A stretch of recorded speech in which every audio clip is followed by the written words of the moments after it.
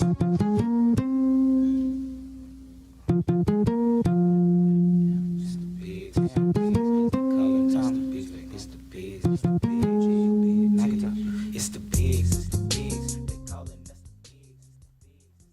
1 o'clock on Thursday. Excuse me. That means it's officially time to jump down on the soil with the bigs. You're rocking with us. It's your man T. Gino, what's going on? Man, in the words of my cousin, too blessed and highly favored, man. Happy to be here. Happy to be back here on a third beautiful Thursday afternoon, ready to build with the people, man. You know I look forward to building, man.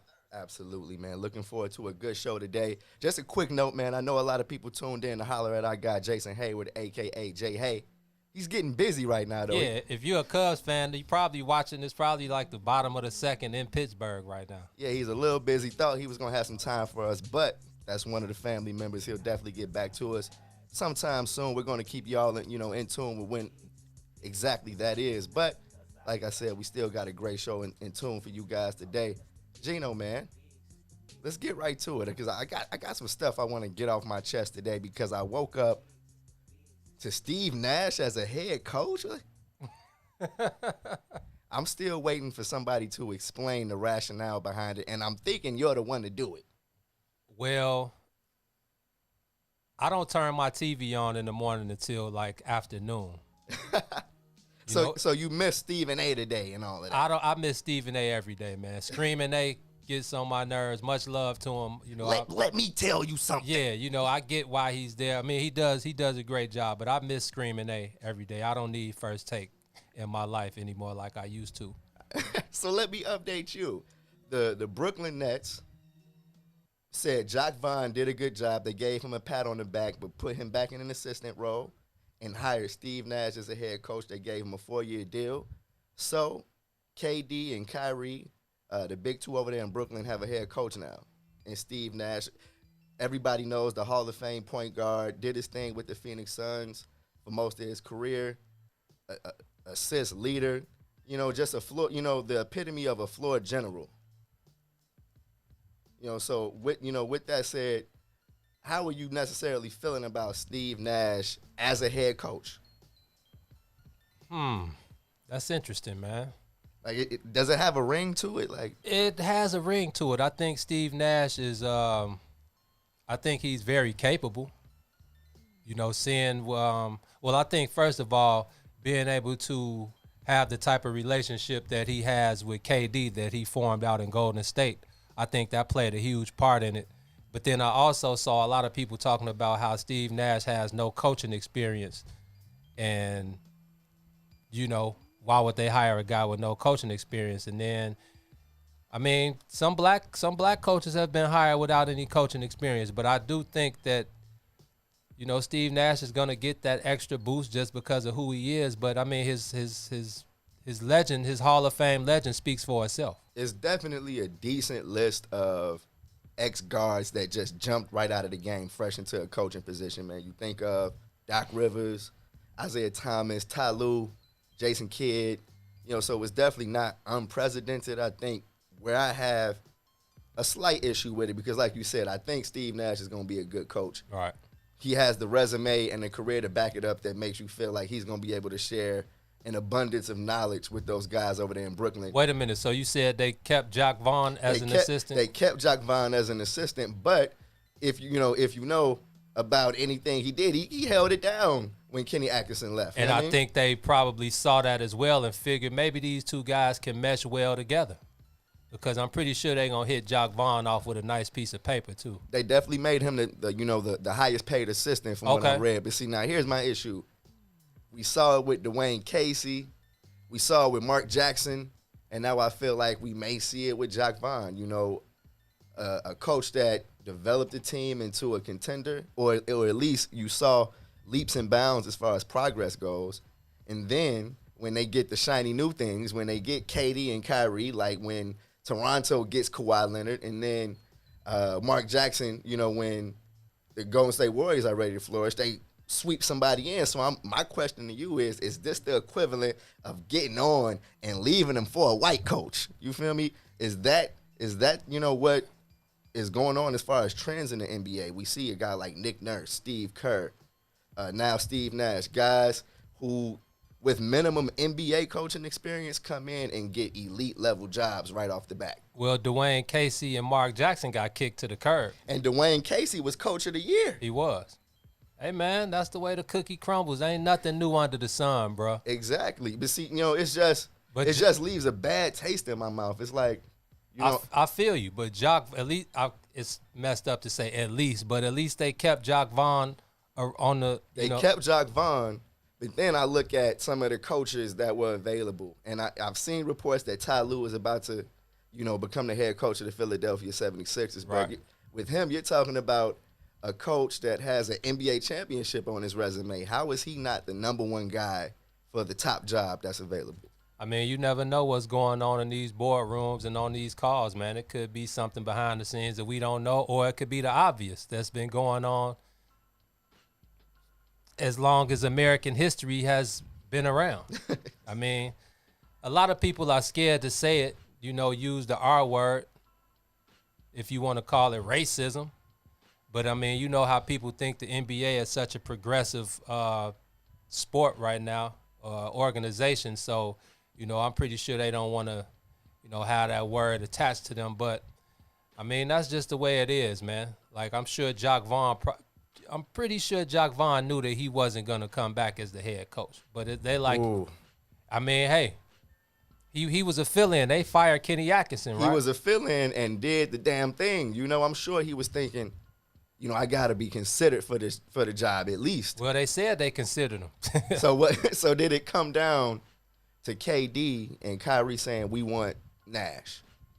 I'm pretty sure KD and Kyrie had a saying in Steve Nash's hiring. But I also think, man, you got to think about Steve Nash's playing career. He was a leader. He was innovative. He kind of, initiated that new type of high pick and roll with the big guy. It's not really a pick and roll. It's a pick and pop. You saw what he did for Amari. You saw how he turned Quentin Richardson into a three-point killer. Joe Johnson. Can't argue with his resume. That's so sure. I think they were looking at more of the way he played the game, the way he brought a new style to the game. He built those relationships out in Golden State. Word probably got around. You saw him on ESPN a few times doing his interviews. He'd be out at the restaurants with the guys. So I'm pretty sure his rapport with these guys around the league is pretty good. I think if I knew Steve, I'm pretty sure Steve Nash is a cool guy and somebody that you would want to play for. Jock Vaughn, I'm not sure, what the move was as far as the players, what they thought about him. What they kept him. I'm sure they were vocal about we still want Jock here. Are you sure? I hope they stood in his corner if they stood in Steve Nash's corner, but a guy with no coaching experience. But I think if from the Jock Vaughn I know all the way back to Kansas into his playing days in the NBA, Jock Vaughn was a no-nonsense guy. You know what type of game he played. He would get up in you, pick you up full court, 94 feet. He could run a team. He was always doing his job regardless of what it called for. And I wonder if that was the approach that he took as a coach because, a lot of these guys, this is a players' league now. It's not like it was in the 80s and 90s. So I'm interested to know what those guys really thought about Jock Vaughn. I think that's what it technically is going to boil down to. If it was the guys in the locker room that was like, hey, we want to see what Steve Nash has and what he can add to this group of players. But I say this as a guy that respects the God-given talent of basketball players. Okay, you don't have to be a great NBA point. Being a great NBA point guard doesn't necessarily make you a great NBA coach. That's true. And we've seen that. You know what I mean? And so when we say that Steve Nash is going to bring all of this knowledge to the table, what about the ex-point guards that showed that they had coaching experience? Guys like Ty Lue, guys like Jason Kidd, who took the reins of young teams, who I feel like is basically deserves an opportunity to coach a proven roster. But there's a lot. But I mean, when you're inside, you hear a lot of the rumblings about some of these guys. Now, exactly. Now we do know who Jason Kidd is as a coach. All I'm seeing right now is him acting like he dropped a cup on the court. You know what I mean? That you definitely have a measuring stick. You know who Jason Kidd is when Steve Nash still is trying to right his reputation as far as a coach. Right. No, I agree with you, man. I just think that we know what it is, man. You know why Steve Nash was hired And Okay. I'm gonna just leave it at that. About to say, if you say that, okay, I can dig that because I definitely feel that it's a level of white privilege in it because I don't see black coaches afforded the same opportunity. Period. With similar resumes. Period. And then with actual coaching experience, like I can't get over the fact that Ty Lue won a championship and he's not the most sought after coach because available. I'm pretty sure Ty Lue has a stigma attached to him where he ain't going. You know, Ty Lue, one of the guys, man. Him and AI, you know, if he hanging out with AI and they still kicking the shit with each other, you already know what type of aura Ty Lue got. Man, I got a ship. I ain't trying to hear nothing. Hire me or don't, and I'm not budging. And I'm pretty sure that gets around, man. So Ty Lue is going to have to be, you said you probably think he'll get hired as the Philadelphia. That's the word? I saw some reports that said Philly is getting ready to hire him as their new coach. So Jason Kidd is going to be back on the sidelines in L.A. next year? That's what I'm assuming. But, you know, there are still a couple of coaching jobs available. Chicago. Yeah, right. Indiana. And New Orleans. Oh, they fired Nate McMillan. Exactly. They fired all the black coaches. Yes, Nate McMillan. Guys who took their teams. Guys who took their teams to the offs. To the offs against expectations. Okay. Nate McMillan got an extension a couple of weeks before they canned him. Alvin Gentry. You know, I don't even know why they brought Alvin Gentry there. You know what I mean? We knew Alvin Gentry was about to get canned. Thanks, Lonzo Ball. Yeah. With that, man, he was so huff in the bubble, it was ridiculous. Man. Oh, it got me wondering, like, should we take a chance on LaMelo? Is the Ball name just like, should you stay away from it? I just speaking of Lonzo Ball, I don't want to get off topic. No doubt, I feel you, but no, that's interesting that they fired all the black head coaches, man. That's wild as hell, to be honest with you. Yeah, Jacques Vaughn makes the third. You know what I mean, I know he's still on the bench, but he got demoted. Is that a demotion? I mean, in your opinion, what do you? I think, yeah, it's a demotion, especially like you said, he held it down. I mean, the Brooklyn Nets did do the same thing last year. They were undermanned. You know, I think, like we go back and we always talk about the structure of the organization, and I think it starts at the top. So they do have the structure there. They do have, you know, the well-worth there. But I do think you have to give some credit to the guys in charge, and I think Jacques Vaughn came in, implemented his own, you know, 1-2 into it, along with what was already going on in the organization, and kept those guys afloat. And I definitely think it's a demotion, man. But like I said, I'm pretty sure in the back of his mind, he knew that he was getting the axe, man. From a player's perspective, do you think players really care if it's a black coach, you know, or a white coach? Because if we're talking about KD and Kyrie, you know, being the voices that was like, okay, yeah, let's give Steve Nash a try. Wouldn't it, you know, be more, you know, in our favor if they stood up for guys like Jacques Vaughn, who probably is not going to get another opportunity to be a head coach?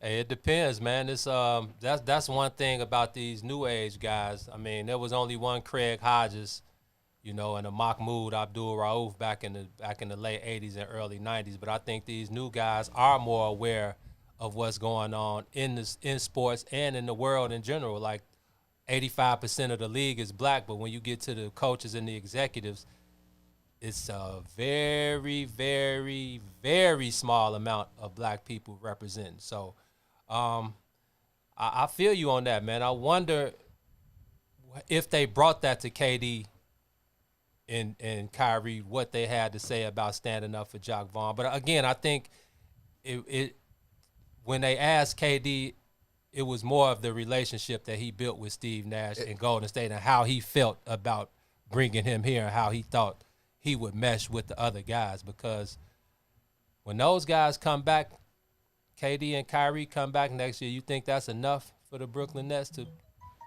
I think that is definitely enough to make them the favorites in the East off bat. You know what I mean? And I just feel like if Steve Nash, and I want to definitely say again, I think Steve Nash is going to do a good job. I'm not hating on Steve Nash at all because I loved him when he was a player. Right. But this is coaching, and if he's able to come in and get this level of job without any experience, then that just doesn't bode well for coaches with that, you know, with this experience to go ahead and grab elite jobs like that. But man, with that said, we're going to circle back, and I'm sure we got a few more thoughts on there. We'll save it for the end of the show. But let's go ahead and jump into our first break. You're on the soil with the Bigs.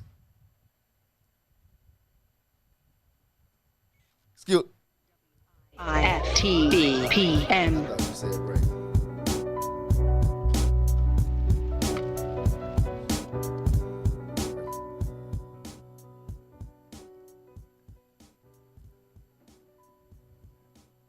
So I got a question.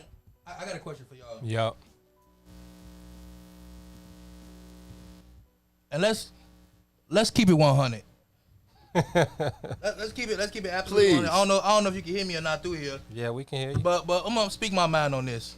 So we talked about Kyrie and we talked about my man Durant. Do you think a big reason why he didn't get the job, and when I mean who didn't get the job, Tyronn Lue with the Nets, is because the relationship with Kyrie and maybe Tyronn Lue dealing with everything that went on in Cleveland and kind of leaving that bad taste in his mouth? I think it would be more so a detriment to Kyrie more than KD, because I think KD probably would have signed off on it. But in terms of Kyrie with LeBron and that whole situation, do you think Kyrie was the one who shot that down? I don't think Kyrie has enough say to shoot that down. That's what I was thinking. If they was letting Kyrie make that decision, then it's like, oh, okay, Brooklyn, y'all gotta chill. I understand KD having that voice. Kyrie, I feel like it's butted heads with about 95% of the coaches he's had. I mean, I'm pretty sure that they put out a disclaimer saying that they interviewed a bunch of head coaches, but they didn't say who, did they? No, they didn't say who, and that was one of the aspects of it. This Steve Nash thing really came out of nowhere. You know what I mean? Nobody, really viewed him or saw him as a candidate to be the coach over there. So, I mean, everything kind of came together fast, and this morning was a little bit of a surprise for most people. But let's go ahead and jump into a break, people. We'll be back, on the soil with the bigs. It's us. Yes, sir. The biggest threat to Illinois citizens from Washington is health care costs and policies. Senior citizens have their Social Security reduced from Medicaid, and some of our senior citizens live off $3 a week for food allowance. Working families are facing bankruptcy over policy and limit and costs. Drug prices require decisions between food and Medicaid. I'm Dr. Willie Wilson. Vote for me and send me to Washington. God bless. Paid for by Willie Wilson for Senate 2020. What's up, good people? You're listening to I Said What I Said with Toussaint Warner and Herb Howard. You'll never breed a warrior. Warriors, come out to play. Shh. You hear that? And that's what's happening at every angle. They're creating paradigms where we can only raise feminine men. Yes. Whether they're homosexual or not, they feminine as shit. Sure, because all masculinity is toxic. All masculinity is Right. toxic in a war-torn society where the dominant society is saying to your ass, we don't never want no warriors. Right. You bastards. Any book you've ever read, you can read the Bible, goddammit. When they go and they destroy some shit, they kill all the boy babies. Yeah, for sure. I don't even want you growing up to think you're gonna do some shit to me. Animals do the same thing. Kill If 'em I all. come over here and I take over this village now or whatever, like this gonna be my pride. First thing I'm doing, killing the male boys, like killing the male Don't babies. you Like, even grow up with no attitude, Don't little you nigga. even think about it. Ever. Okay, Bitch. right? You ain't my daddy. You damn right I ain't your daddy. Fuck your fort, little nigga. Fuck your boy. Not my dad. That's fucked up. Oh man, I hate that I laugh at this shit in public. That's real. I hate that I laugh at this stuff in public. That's real though, right? Toussaint Warner and Herb Howard live on What's in It for the Black People Media, Monday, Wednesday, Friday, 1 p.m. to 3 p.m.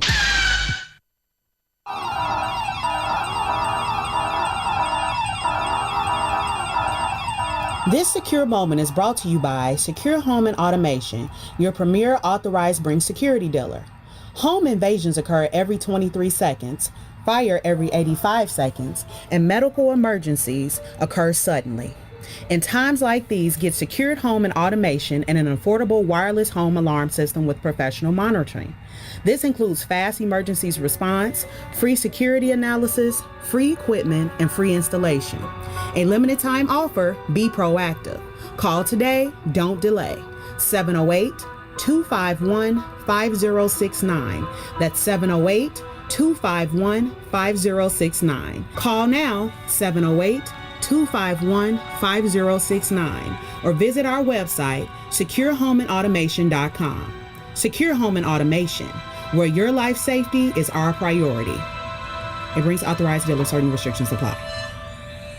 Call me the Black Mamba. I'm putting up numbers like Kobe in the garden. My thoughts is thoughtless as I talk shit, and there's nothing as You are officially rocking with the bigs on the soil. What's in it for the Black People Media? In the building with my player partner T-Time, DJ Showtime on the ones and twos over there holding us down. What's in it for the Black People Media is going to change the way you see radio forever. You know why?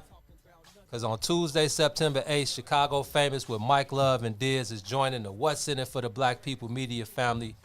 Tune in every Tuesday and Thursday? 3 to 6. Oh, no, it's every day. My bad. Tune in every day from 3 to 6 p.m. for Chicago Famous with Chicago radio legends Mike Love and Diz. They're going to talk everything from music, entertainment, sports, politics, race, culture, and everything happening today. Plus, they're going to take it back to the old school for some of the features and interviews that you love. It's Chicago Famous with Mike Love and the Diz every weekday, 3 to 6 on What's in it for the Black People Media. Chicago Famous, man. I can't wait to see Mike Love and the Diz in the building, man. Yes, sir. Every day I'm looking forward to it, man. Looking forward to leading in and passing them the rock, handing the rock off, Tuesdays and Thursdays. I was told by the producer to make sure you say every day. Every day. Every day. Every single day. You ain't going to be able to avoid it. Mike Love and Diz, Chicago Famous, only on What's in it for the Black People Media. So we back in the building. Let's get to some more hoop talk, man. I saw a lot of interesting things last night as I was flipping back and forth from that Cubs game. Okay. We had a game 7 on our hands and a game 2 last night, right? Which one you want first?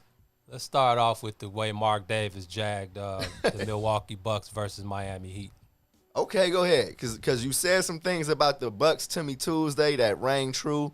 And I feel like I'm going to have to say something else about these guys, so go ahead. Well, I just want to say that shout out to Mark Davis, one of Chicago Catholic League's finest from St. Ignatius, one of the NBA's best referees. He's been at it for a number of years, and you only make it this far to get to call these playoff games if you're one of the elite referees in the league. But he jagged the game last night, man. Now, true enough, Giannis may have fouled Jimmy Buckets on that last shot, but it didn't. The foul didn't affect his shot. That's a huge may. Yeah, he didn't foul him on that. I mean, he may have had his arm on his hand on his waist as Jimmy came down, but nothing affected the shot that missed and was going to send that game into overtime. You just can't call that foul with a tie game with no seconds left on the clock to give Jimmy the chance to win the game with one free throw. I was very surprised to see that call on Giannis, of all people. You know what I mean? Probably the back-to-back MVP just got disrespected and kind of like stepped on. I'm like, is Jimmy Butler getting MVP calls now? What kind of alternative universe are we living in where Jimmy Butler gets that kind of call at the end of a playoff game? Like, I'm still kind of shocked because now Miami is up 2-0. You know what I mean? That was a huge game for the Bucks. And I feel like they had it until that. You know what I mean? It was a close game. And we'll get to the fact, you know what I mean, on how close it was and you know, and all of that. But at the end of the game, you can't ignore it. I feel like it's ridiculous, that call. Jimmy Bucket's becoming the man now, huh? What he's always wished for. Well, we know Jimmy. We spent a lot of time around Jimmy when he was on the Bulls, and we know that he's driven by just proving the haters wrong. You know what I mean? He doesn't care about anything except proving everybody that said he couldn't do this wrong. You know, so I like the way he plays. I always like the way, Jimmy played. I feel like he plays with a lot of confidence. He has leadership qualities that I respect. Right. And then you got just a team full of dogs over there in Miami that's just gritty, period. I mean, so they complement each other well, and they are giving the Bucks fits right now.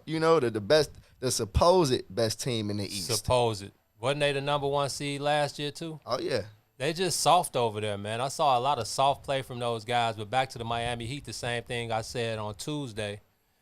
You got to give a lot of respect to Pat Riley and the way that his system is run, and you also got to give big props to Eric Spoelstra, a guy who's got a couple championships under his belt, and my bad.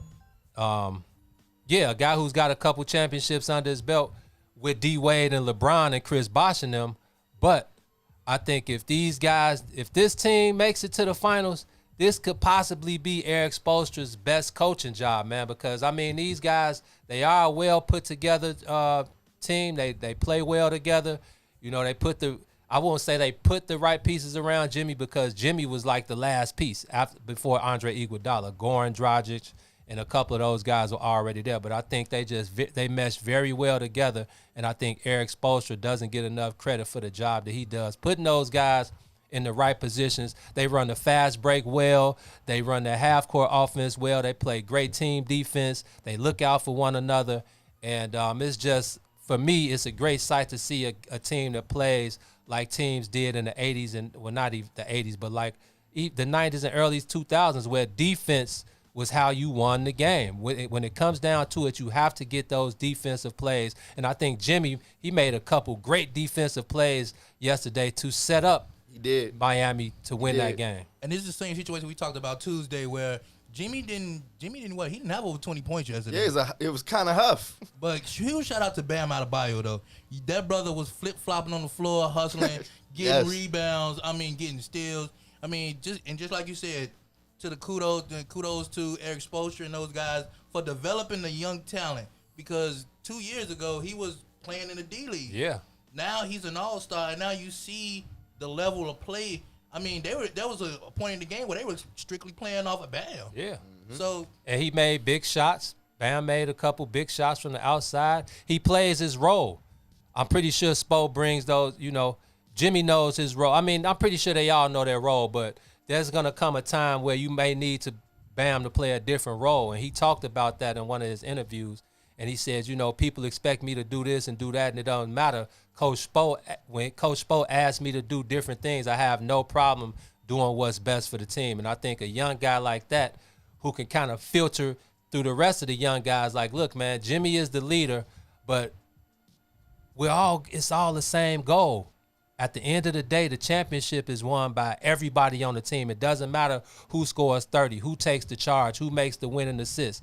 We all have to play our role to the T in order for this thing to work. And for the Miami Heat, I think the sky's the limit for those guys right now. Let me ask you about, how we should look at Game 3. Do you feel like the Bucks feel like this is a game that they can just let, run off of their shoulders, and that we were right there if it wasn't for that huff, call at the end of the game? We're talking about a tied series. Do you feel like, is it a 2-0 series? Like, is it a true 2-0 series where the Heat have a stranglehold on it?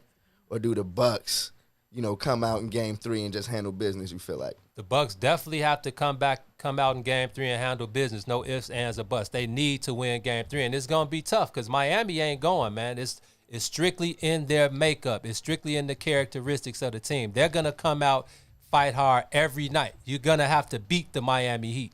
So the Bucks, man, I don't know what they got to do. Giannis got to stop picking up 3 fouls in the first quarter. Like I said again, maybe Giannis huff, okay, maybe I went a little too far on Tuesday. But I still think his skill set is limited. Yeah, he's going to make a couple jump shots. I just wish he would go into the post at will. You got to have a post game, though. You can't just bag people down, turn around, and dunk on them. You not Shaquille O'Neal, bro. And you said this Tuesday, you said my man had a limited skill set. If he can just get a mid-range jump shot and have it consistent. Bro, what's that? Bro, do you know how much you have to? I'm a mid-range assassin. Now, I'm not in the NBA. Middies, come on. Middies, step backs, game winners, all that. I got all of that. But you have to work, bro.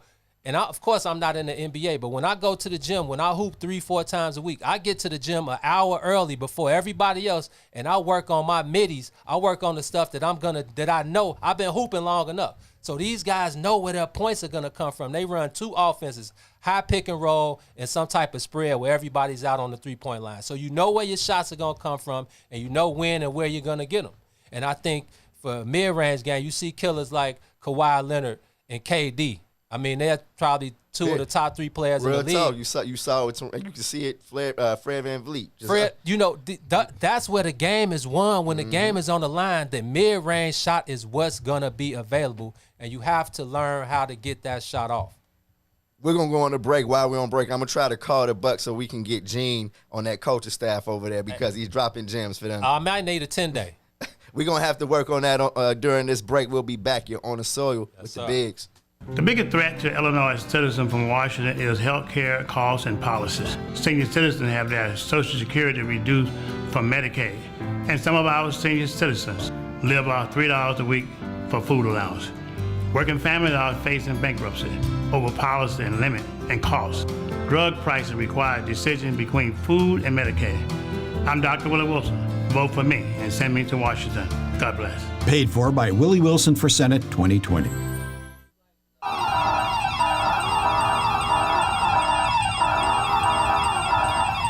This secure moment is brought to you by Secure Home and Automation, your premier authorized Bring security dealer. Home invasions occur every 23 seconds, fire every 85 seconds, and medical emergencies occur suddenly. In times like these, get secured home and automation and an affordable wireless home alarm system with professional monitoring. This includes fast emergencies response, free security analysis, free equipment, and free installation. A limited time offer, be proactive. Call today, don't delay.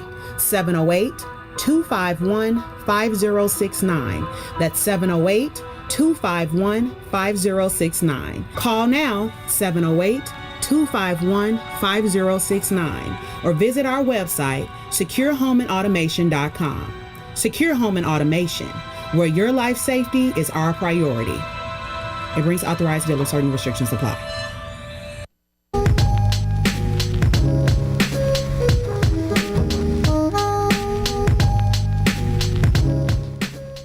You're back on the soil rocking with the bigs. And as long as you're rocking with the bigs, you got to do us a favor and you got to shop at Black-owned and operated Solo Beauty, where you are appreciated and respected. Located at 8158 South Cottage Grove, Solo Beauty can supply all of your black hair care needs. Solo Beauty is open from 11 a.m. to 8 p.m. Tuesday through Saturday, or you can go ahead and visit them on their website at www.solobeautysupply.com.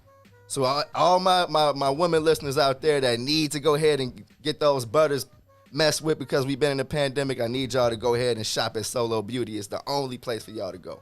We got out here, man. Go show them people some love, but also show the bigs some love, man. Send those stars in.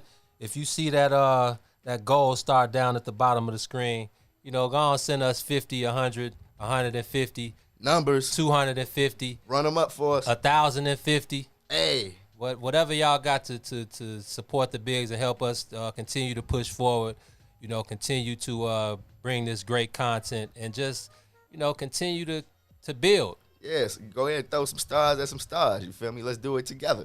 Let's do it. That sounded like some bars, man. Yeah, hey, we got bars, okay? Hey, we need some audio bars. Bars.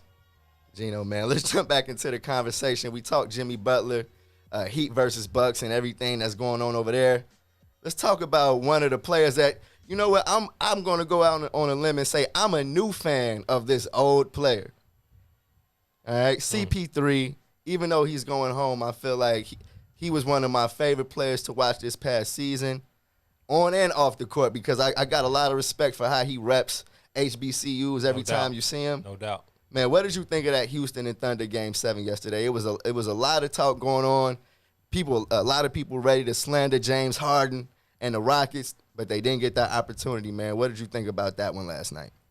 James Harden came through at the end with a couple clutch defensive plays.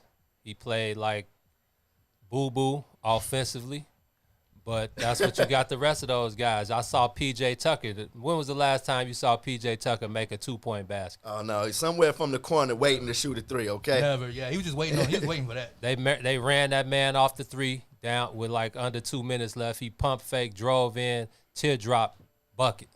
And again, what we just said, the mid-range game is where you're going to win the game when it comes down to the clutch. So shout out to P.J. Tucker. Shout out to Rob Covington.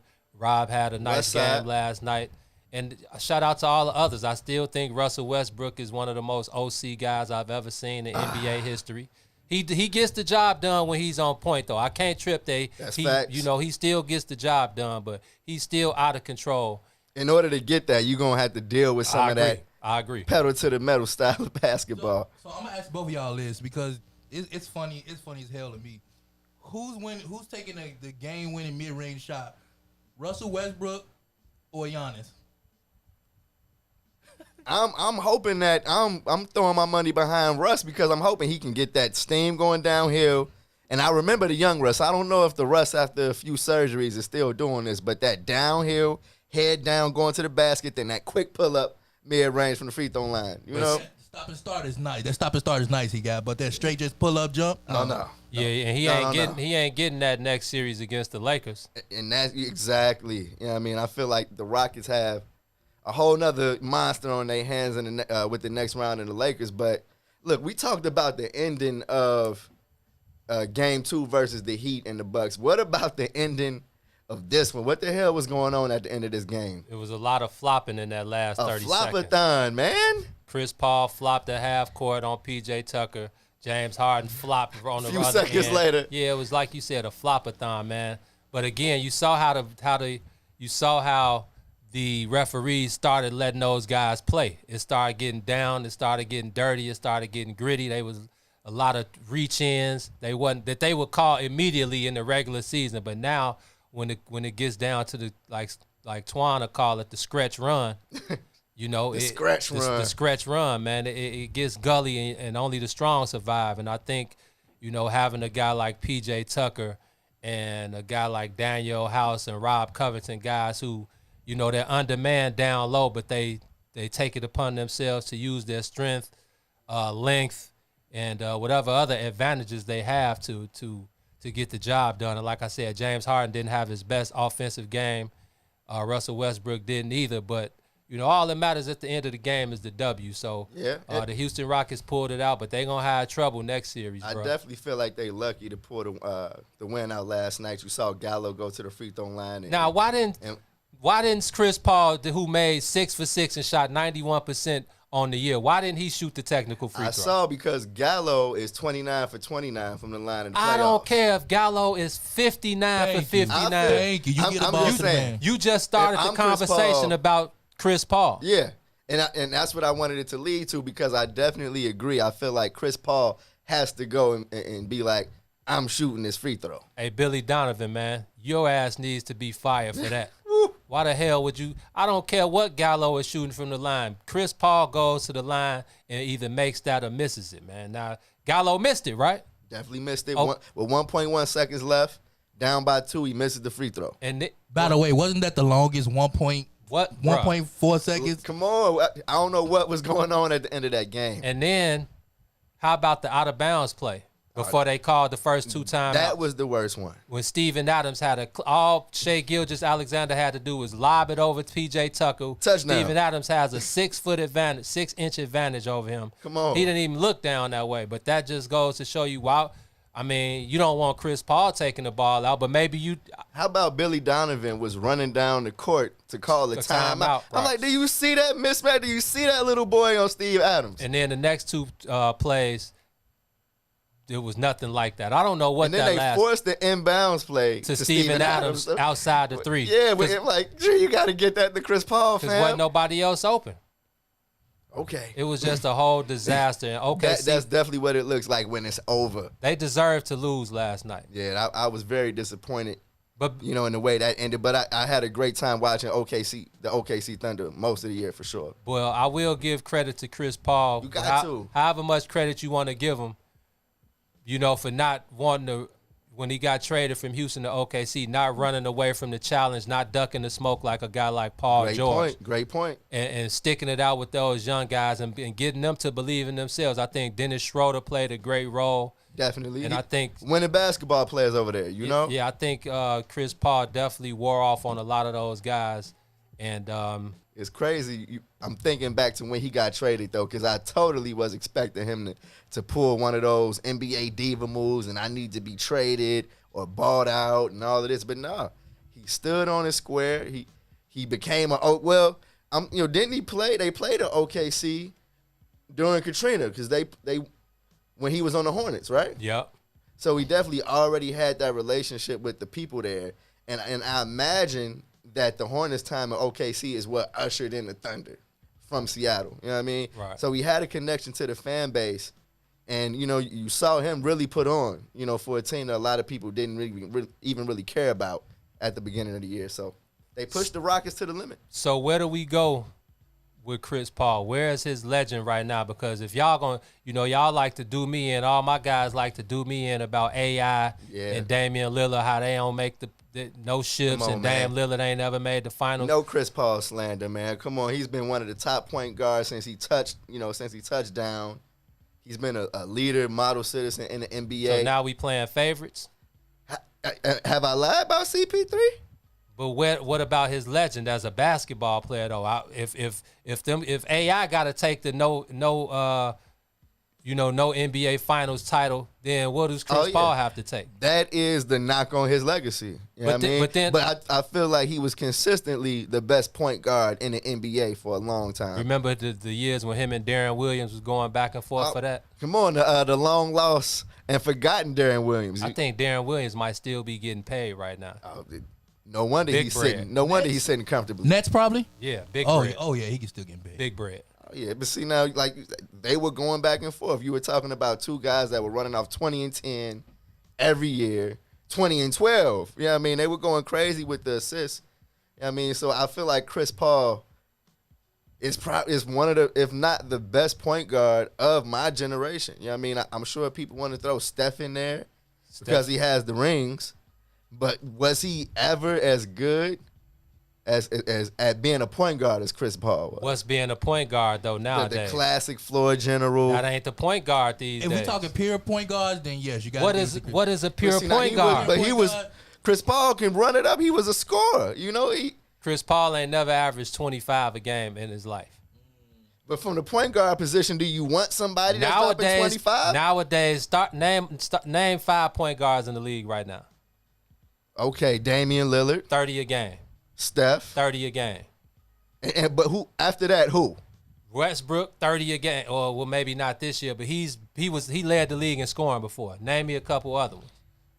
Kyrie, 30 a game. D Rose. D Rose is coming off the he's still getting 25. A dub. Yeah, he was still averaging 20, 22 a game. So yeah. Name me a couple more. Kyle Lowry, okay, but still. Yeah. Still, he's closer to a scoring point guard than a traditional point guard, I feel. That's what I'm saying. Yeah. Trae Young, 30 a game. That is the new era point guard. So when you talk about a pure point guard, I know exactly what you mean. So the pure point guard has gone away at the center. Please.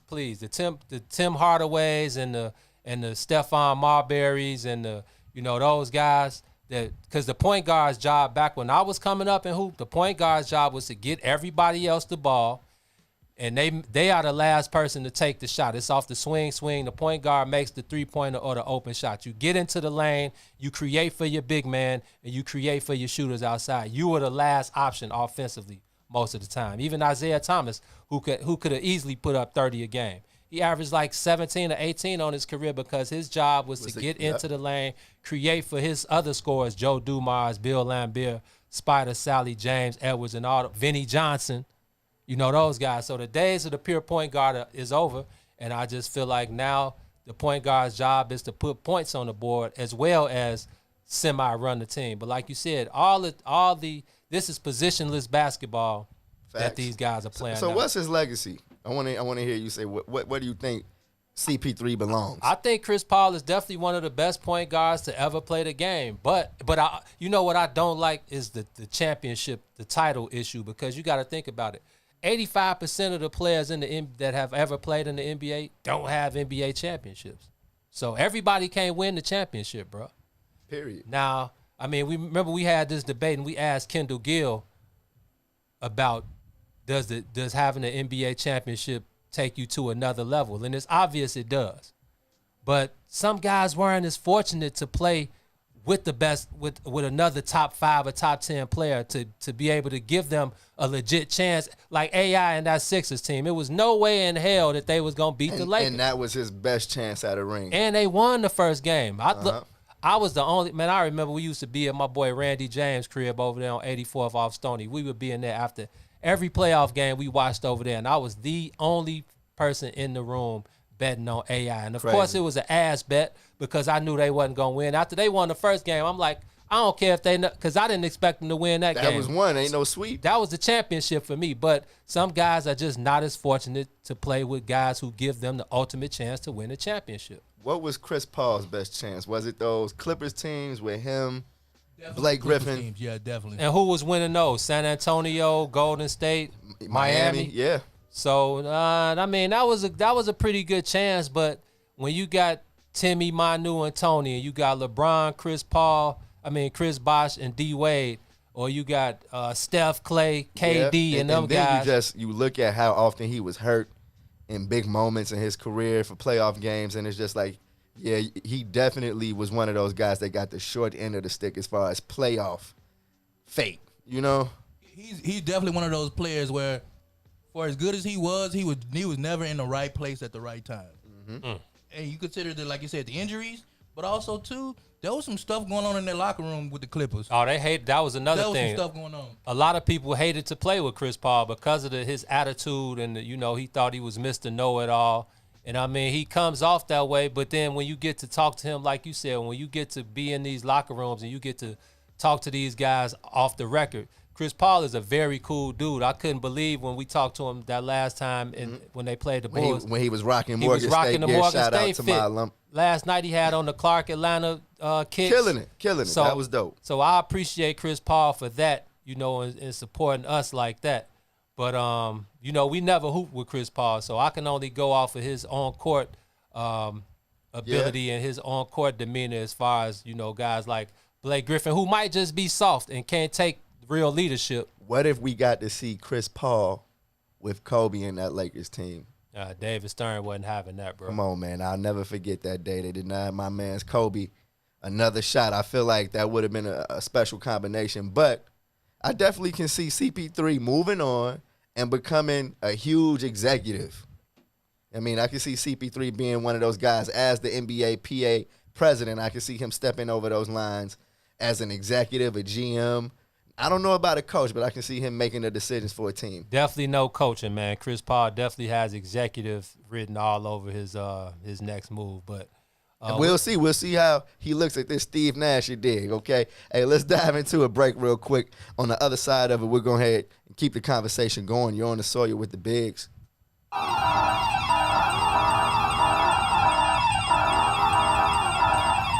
This secure moment is brought to you by Secure Home and Automation, your premier authorized Bring security dealer.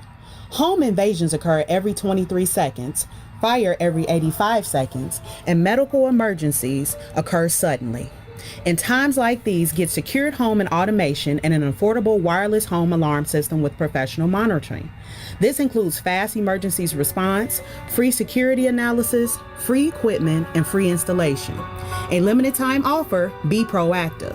Call today, don't delay.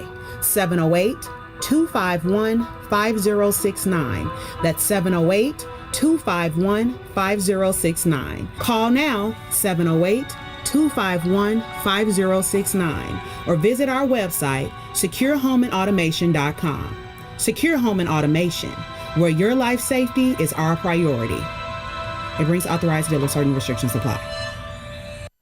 The biggest threat to Illinois citizens from Washington is health care costs and policies. Senior citizens have their Social Security reduced from Medicaid, and some of our senior citizens live off $3 a week for food allowance. Working families are facing bankruptcy over policy and limit and costs.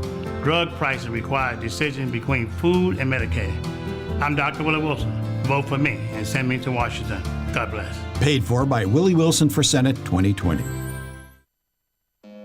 What's up, good people? You're listening to I Said What I Said with Toussaint Warner and Herb Howard.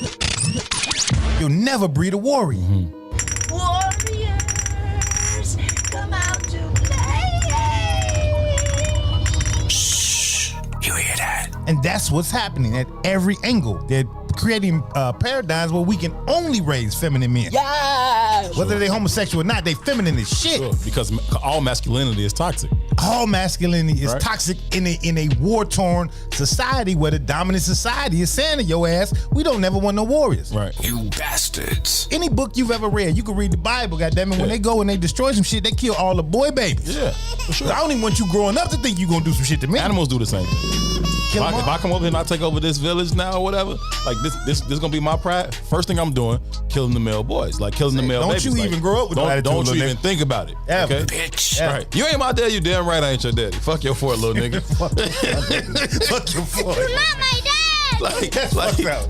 Oh, man, I hate that I laugh at this shit in public. That's real. I hate that I laugh at this stuff in public. That's real though, right? Toussaint Warner and Herb Howard live on What's in It for the Black People Media, Monday, Wednesday, Friday, 1 p.m. to 3 p.m.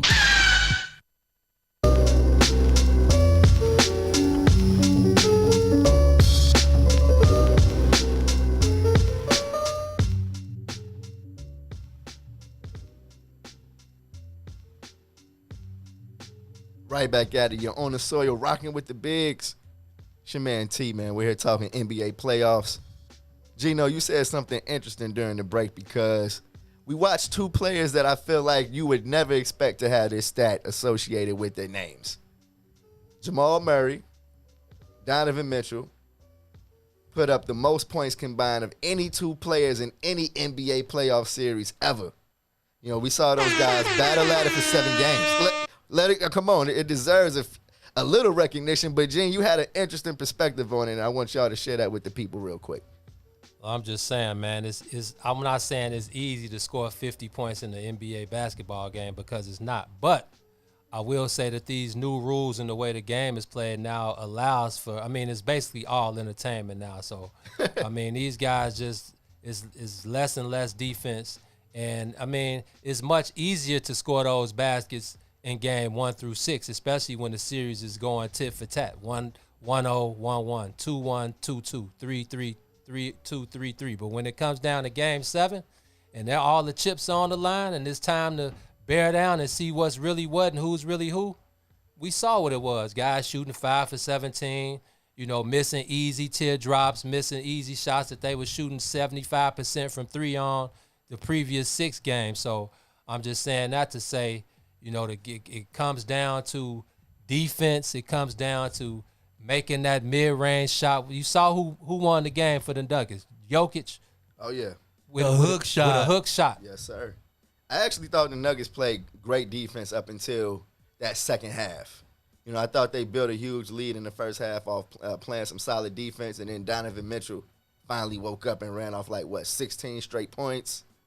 And it was a game. You know what I mean? I felt like, it's like you said, as far as entertainment goes, that had everything. It did. That would keep me watching today's NBA. You know what I mean? Jamal Murray, I've been kind of warm on him over the last couple of seasons. He showed flashes of being a special scorer, but this series he was hitting shots. And I'm like, damn. You know what I mean? And Donovan Mitchell as well. You know what I mean? I felt like he's kind of been hot and cold. Like his last postseason performance last year, I was like, okay, maybe I'm wrong about this guy. But this one, I'm thinking he's about to put the Jazz on his back, and I was kind of mad. You know, I wanted the Jazz to go ahead and move on. I need to know y'all thoughts on this because I text both of y'all, and one of y'all said, I don't know who because I don't have your number set yet, but I got you. But somebody sent me the picture of Donovan Mitchell with his hands wide open, praising God. Yeah. Now, some people said that Mike Conley did not have enough time to throw the ball to him. I beg to differ. You're a point guard. Not only can you shoot the ball, but you can pass. Given the time, he had a couple seconds left, maybe. It was 4 seconds when he got the ball. It was 4 seconds as he started to dribble up the court. Yep. On the like 3/4 court from the other side. It was like 4 seconds left. So you telling me he couldn't push down the court in the second and a half, 2 seconds? By the time you swing that ball over to Donovan Mitchell, hey man, I'd take my chances. But yeah. Exactly.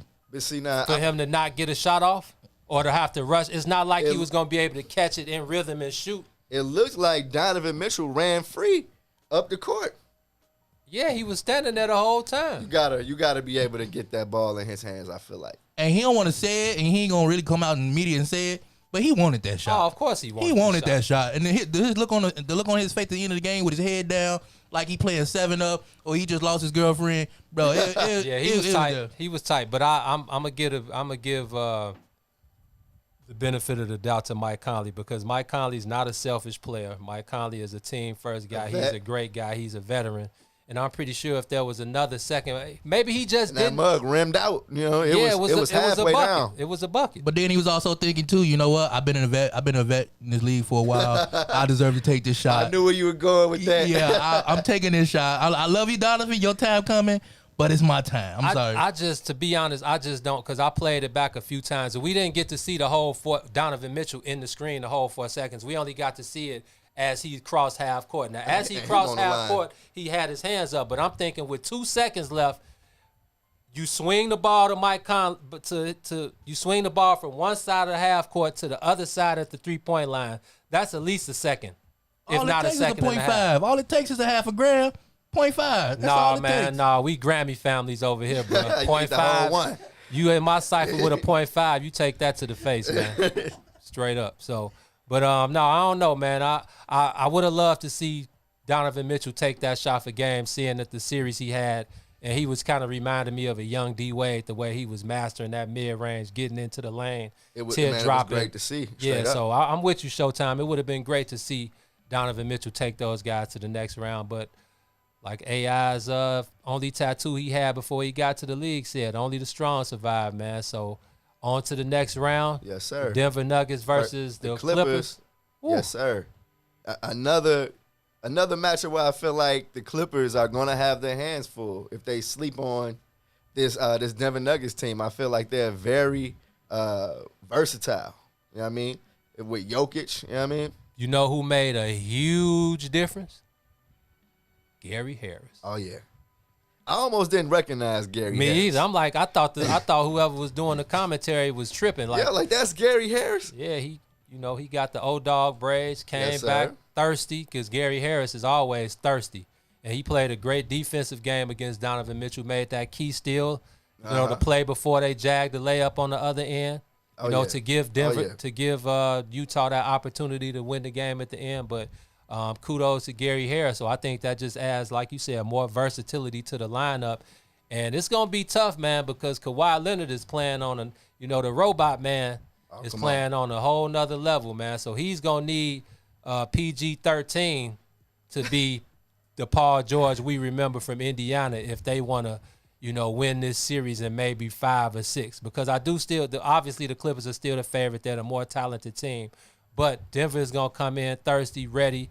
Jokic, they got a last year they were a game away from making it to the Western Conference Finals. So I think this year they're trying to one up, man. And they got a year of experience.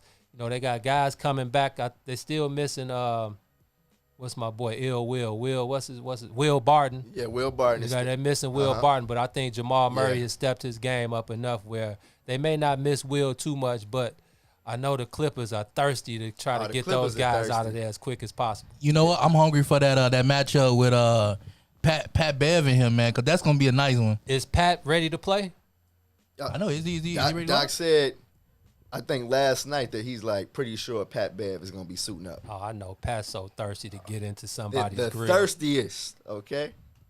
That's interesting, man. Who you got, L.A. or Denver? I'm rolling with the Clippers, man. I still don't think anything is going to stop. Clippers and what? The Clippers and Lakers Western Conference Finals that I've been waiting on since the beginning of the How many games? I'm thinking a sweep, man. I'm thinking the Clippers going to come out. I'm going to go ahead and go on a limb. I'm thinking this is a tune-up for the Clippers. They just got too much for the Nuggets. Who you got, Showtime? Oh, man. It's going to a Game 7. Ooh. But I gotta go Clippers simply because, man, the offensive output that Paul and Kawhi both can contribute to this team, but also too, it's gonna come down to who can stop Murray, because in this series that they just played, wasn't nobody stopping Murray. There was no double teams. Absolutely. He was not being double teamed the entire series. Right. My man was putting up shots with ease. Yeah. So the key is gonna be who's gonna stop him, and then can Jokic be able to play his part and be consistent at it? He hit the game-winning shot. I love Jokic. I love him too, man. Yeah. That little extra weight that he lost made a big difference. But at the same time, too, it's going to be – they're going to need that scoring output from Gary Harris. I know he plays great defense, but they're going to need my man with the bubble braids to show up. He can shoot the ball, too. Gary Harris is a good offensive player, but I'm with you guys. I definitely got the. If I was a betting man, I mean, I am a betting man. Shout out to. We get down. I don't bet like Brian, cuz from Surrey Madam. I don't bet like him. But if I was gonna hit DraftKings, I would take Denver in 7. You know what? I do like what I saw from Michael Porter Jr. I'm looking at guys on Denver that are going to have to, step up, and he's totally one of them. Yep, I agree. But he showed me a few things in that last series, man. Low key, I'm still kind of salty that he didn't get that that Bulls jersey on draft night. But the Bulls would jag everything, man. That's a whole nother conversation, man. Let's dive into another break, family. You're on the Soil with the Bigs. I said what I said with Tucson Warner and Herb Howard. You'll never breed a warrior. Warriors, come out to play. Shh. You hear that? And that's what's happening at every angle. They're creating paradigms where we can only raise feminine men. Yes. Whether they're homosexual or not, they feminine as shit. Sure, because all masculinity is toxic. All masculinity is toxic in a war-torn society where the dominant society is saying to your ass, we don't never want no warriors. Right. You bastards. Any book you've ever read, you can read the Bible, goddammit. When they go and they destroy some shit, they kill all the boy babies. Yeah, for sure. I don't even want you growing up to think you're going to do some shit to me. Animals do the same thing. If I come over here and I take over this village now or whatever, like this gonna be my pride. First thing I'm doing, killing the male boys, like killing the male babies. Don't you even grow up with that? Don't you even think about it, okay? Bitch. Right. You ain't my daddy. You damn right I ain't your daddy. Fuck your fort, little nigga. Fuck your fort. You're not my dad. Oh man, I hate that I laugh at this shit in public. That's real. I hate that I laugh at this stuff in public. That's real though, right?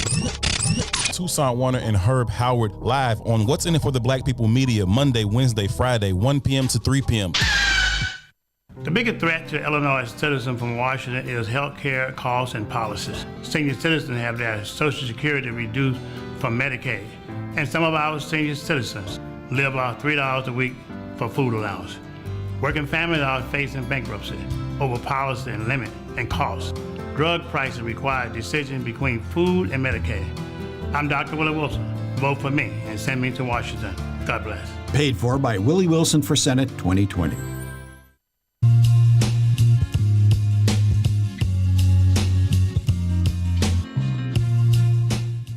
You're back on the Soil with the Bigs. And we always got to let you know that What's in It for the Black People Media is going to change the way you see radio forever.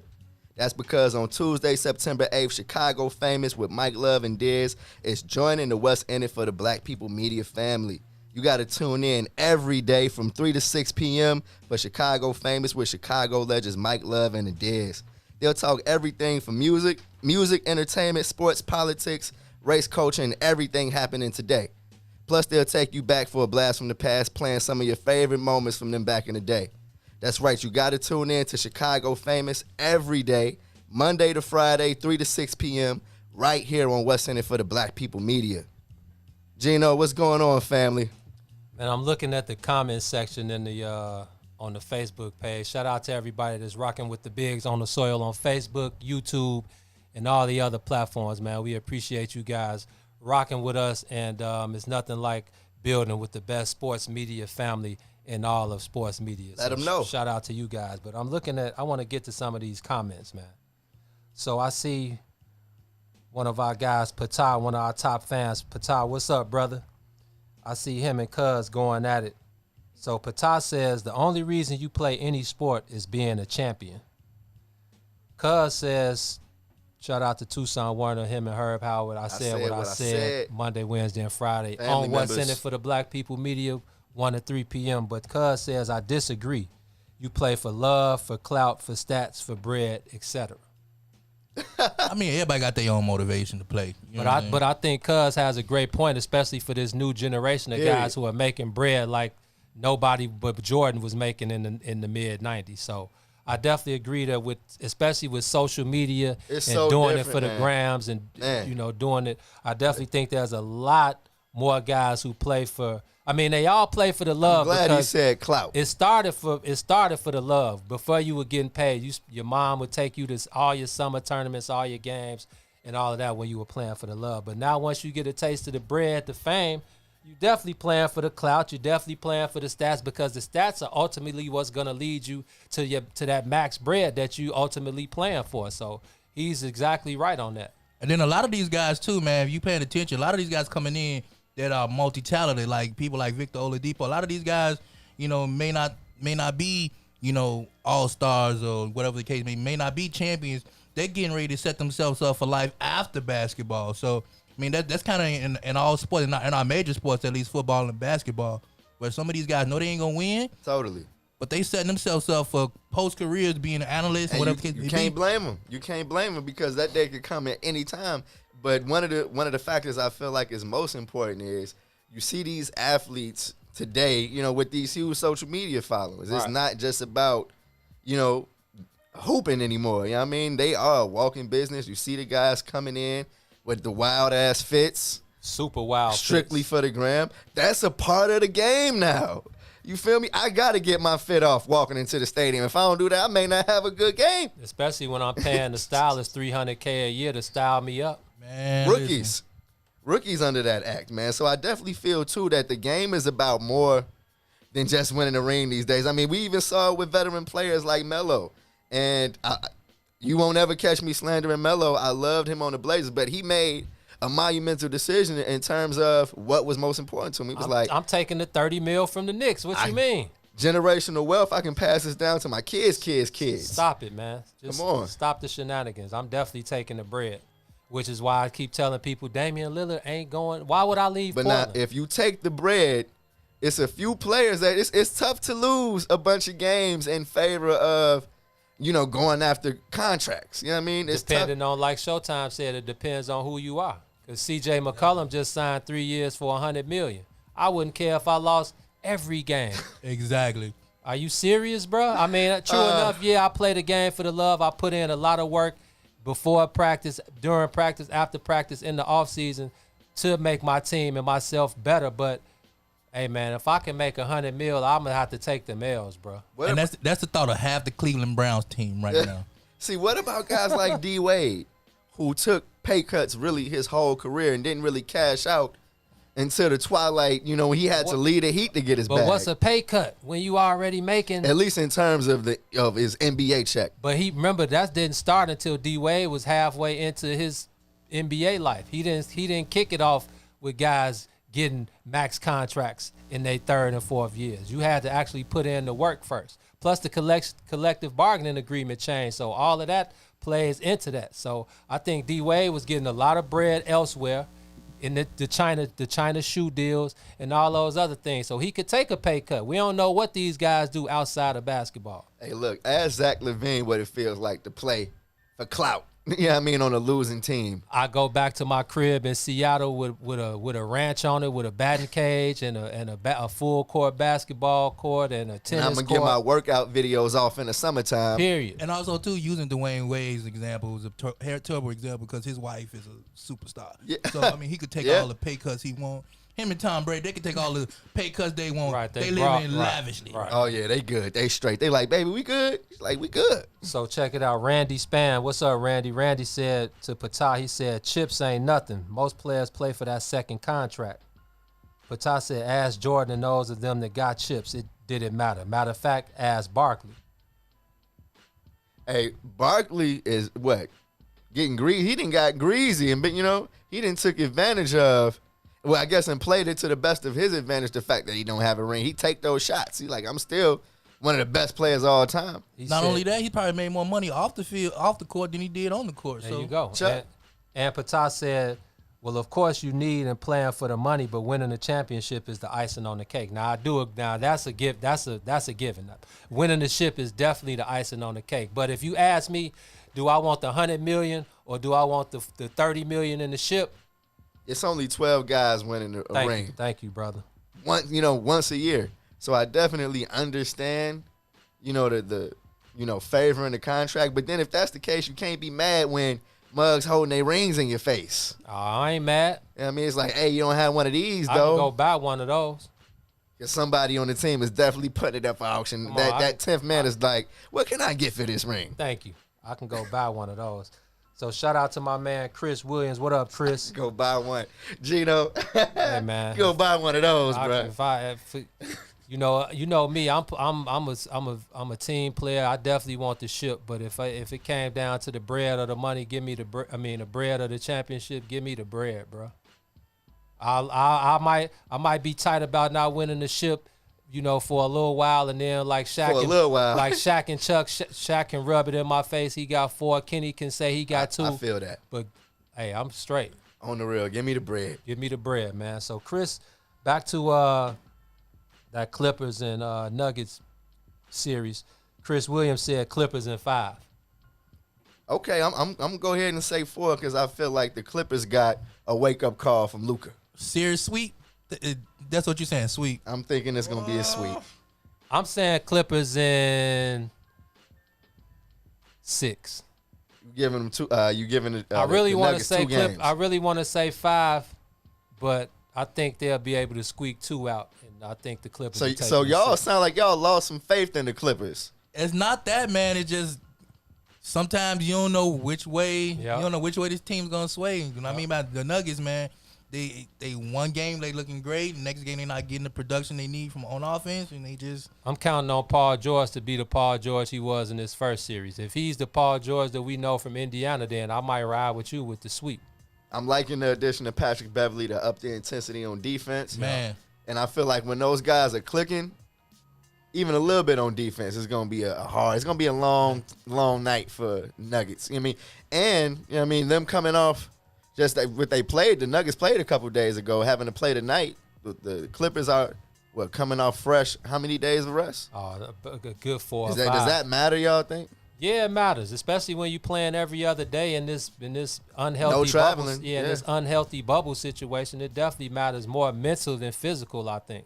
I do think Denver has a little bit of momentum just because it was such an emotional win, and they had so much emotion poured in it. But at the same time, too, I think you'll start to see game 3 or 4. You'll really start to see it take a physical toll on them. I agree for sure. Patah said, brothers, don't talk about the Bulls. Keep the conversation positive. I heard, hey, you want to know something positive? Aren't the Sky getting ready for some playoff action? Are they? Yeah, I think they playoff bound, man. We got to tip our cap to Vandersloot. I saw Sloot set the record for assists in the game, man. Absolutely. Got the record-breaking assist from her wife. Man, Sloot is a baller, bro. I will give them. Hey, matter of fact, before we get into that, man, call in, guys. I see y'all sending the comments on the Facebook and on the YouTube. Hit us up, man. The lines are open. 872-259-7474. That's 872-259-7474. Hit us up. Let's chop it up. Don't forget to send them stars too, man. We need a couple stars, Joe. Numbers, come on, drop them on us. But back to the Sky. It's great to hear that they're on a playoff run, playoff bound, and like we said, man, Sloot is an absolute baller, man. The last couple years that we've been able to, be with the Sky and cover them and get to know those girls, those women, those ladies, they hoop, man. Totally. May not be a lot of I'm not sure what the ratings are with the WNBA, but I'm a women's sports fan. Again, shout out to my mom for putting me on to the Lady Vols and Pat Summitt and them back in the day, and Louisiana Tech and the Lady Texters back in the day. But I enjoy women's sports. I enjoy the WNBA. It may not, of course, it's not as exciting as the NBA, but I enjoy the WNBA and watching, Courtney Vandersloot and Allie Quigley and Diamond and all of them just put in the work and continue to get better and better, man. It's great to see them 100%. Get to make a playoff run. Courtney Vandersloot is worth watching. I mean, I feel like her fundamentals and what she's able to do on the court is entertaining, and I feel like James Wade is a great coach. You know what I mean? Yeah. We know, how they were rolling around under the dirt with Amber. With Amber Stocks. And my boy, shout out to Amber Stocks. And my boy Steve was the coach before Amber, so we know how bad. Yeah, it was terrible actually. James Wade came in and made a huge difference. You're talking about the second straight playoff berth for this team, and I feel like if they didn't lose a couple of players to injury this year, man, you're talking about possibly being a contender to take the whole damn thing. So shout out to the Sky.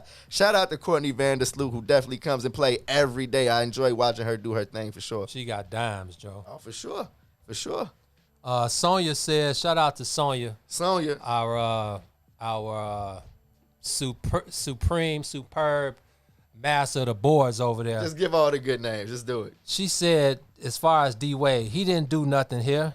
Gabrielle Union hated us here. She always had a stank face at events when they did events here. Speak on it.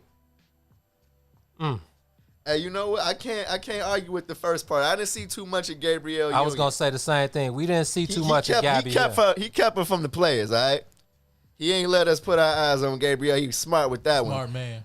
But with that said, hey, D-Wade totally didn't do anything here. D-Wade took that. But cash a check. He took that $39 million and got little. Did he play here 1 year or 2? 1 year. And they paid him for was it a 2-year deal or a 3-year deal? It was a 2-year, yeah. 2-year So he deal. took that paper and rotated, and I feel him. Like, this was something, just another notch on my belt. What homegrown kid doesn't want to play for his hometown professional team? Honestly, and that's what it was all about.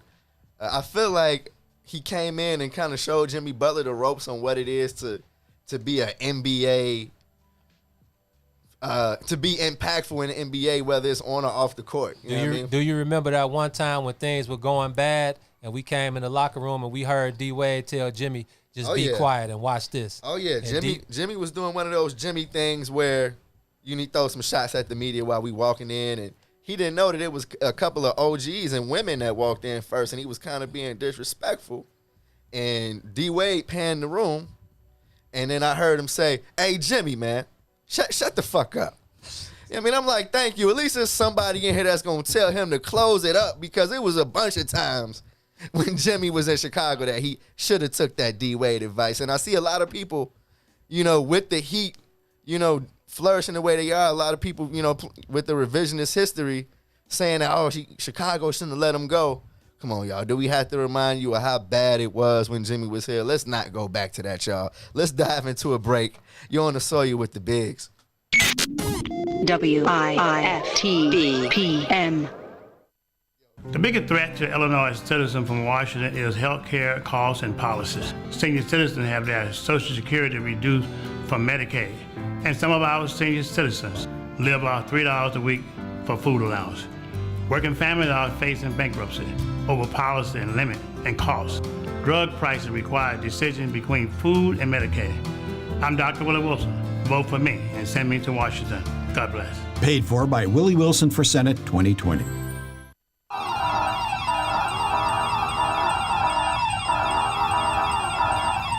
This secure moment is brought to you by Secure Home and Automation, your premier authorized Bring security dealer. Home invasions occur every 23 seconds, fire every 85 seconds, and medical emergencies occur suddenly. In times like these, get secured home and automation and an affordable wireless home alarm system with professional monitoring.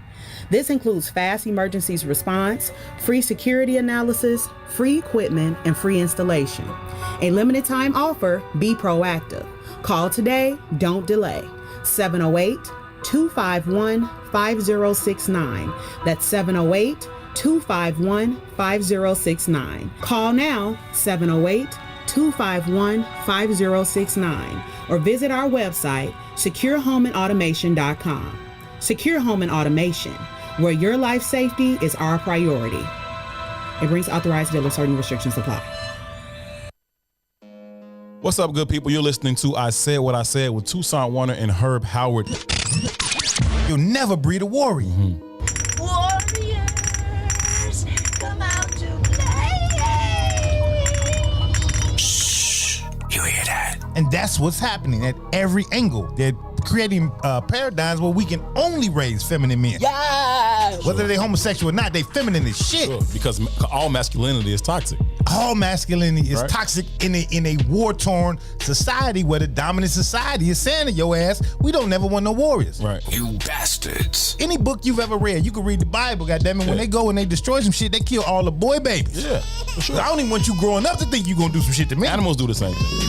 Kill If 'em I all. come over here and I take over this village now or whatever, like this gonna be my pride. First thing I'm doing, killing the male boys, like killing the male Don't babies. you Like, even grow up with no attitude, Don't little you nigga. even think about it. Ever. Okay? Bitch. Right. You ain't my daddy, you damn right I ain't your daddy. Fuck your fort, little nigga. Fuck your boy. Not my dad. like, That's fucked up. like, Oh man, I hate that I laugh at this shit in public. That's real. I hate that I laugh at this stuff in public. That's real though, right? Toussaint Warner and Herb Howard live on What's in It for the Black People Media, Monday, Wednesday, Friday, 1 p.m. to 3 p.m.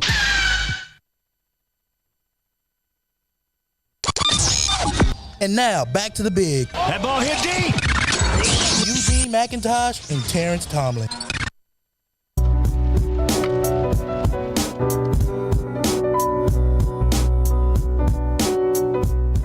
You're back on the soil rocking with the bigs.